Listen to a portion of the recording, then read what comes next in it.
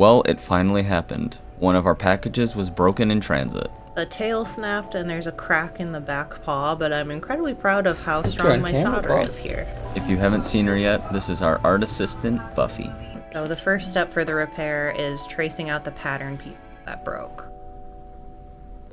Enjoy some glass ASMR. This glass is actually double rolled, so it's super thick, which is kind of hard to cut, but that's how it gets this really awesome texture. We both can. I just like get as much of the other glass off as I can, because the less I have to do with the saw, the better. So then I just have to cut here and here, you know? The ring saw and the grinder are both terrifyingly sharp, so we have to wear the little finger protectors.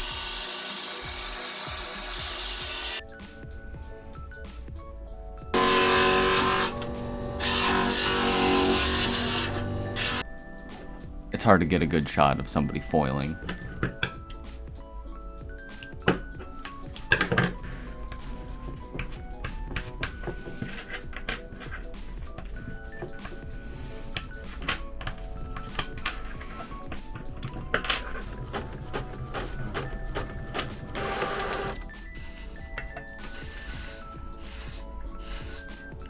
What I've seen people do is melt this solder and then stick this in between so it doesn't stick back together, and that's how I'll pull this piece off so we can reattach the new one. This is just so I make sure I put the tail in the right spot with the pattern. It's not too high or too low. So this is the flux, this is the conductor, this is what makes everything stick together, and it's gross and slimy. I don't know if this will work. It didn't get in there, so try to just melt it off. You can see how thin that is. You can see the... Do you see it? Mhm. Like you can actually see where the line is now.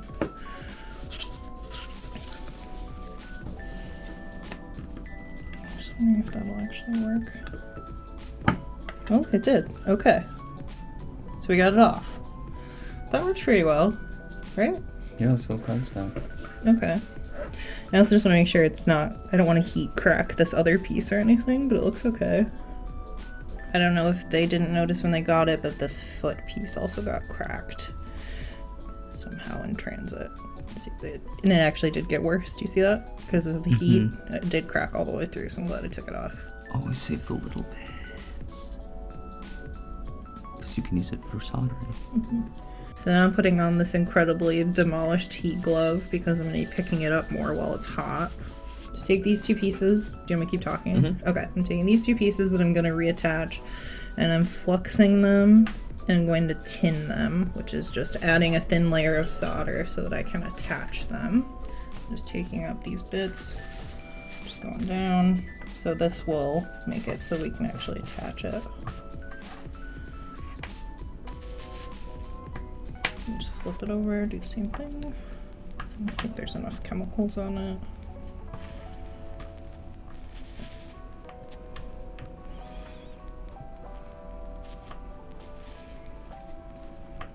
Okay.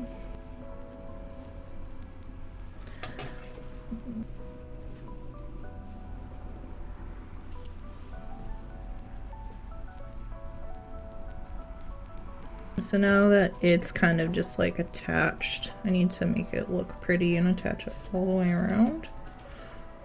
So I actually have to turn my iron down for this, but I'm just adding a little bit more solder first. Just gonna give it a second to cool off. So now that I've turned my iron down, I'm just gonna like, this is called beading the solder. So it's cooler, and that's how you get like an even line all the way across, but also reinforces it so it's all attached together. So I'm just tapping the solder in, angling it so it connects. And then if it gets like lumpy, kind of like that did, I'm just gonna let it cool off and then just tap it again so it's smooth.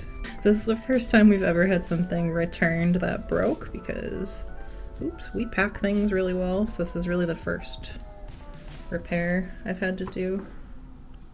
when you beat a piece on, usually there's like little pockets where you need to reinforce it more so it's all connected.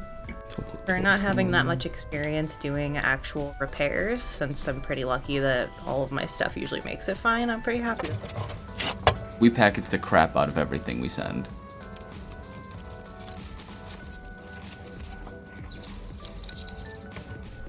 And the last thing we do is the shake test to make sure that it can't move in there at all.